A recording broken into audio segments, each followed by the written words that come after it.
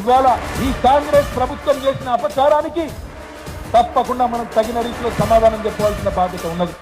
అందుకే ఈ వేదిక ద్వారా టీఆర్ఎస్ కుటుంబ సభ్యులందరికీ, రాష్ట్రంలో తెలంగాణ ఉద్యమంలో పాల్గొన్న ప్రతి ఒక్క ఉద్యమకారుడికి, ప్రతి ఒక్క ఉద్యమ బిడ్డకు నేను విజ్ఞప్తి చేస్తా ఉన్నా. 2 పనులు చేద్దాం. మొట్టమొదటిది, ఖచ్చితంగా తెలంగాణ తల్లిని బ్రహ్మాండంగా 2007లో ఏ తల్లి అయితే ఉద్యమంలోంచి ఉద్భవించిందో, రేపటి నుంచి సోషల్ మీడియాలో, మీ వాట్సాప్ డీపీలలో, సోషల్ మీడియాలో తెలంగాణ తల్లిని డీపీగా పెట్టుకుందాం. ఎవడు ఏం పీకుతాడో చూద్దామనే మాటను విజ్ఞప్తి చేస్తా ఉన్నాం.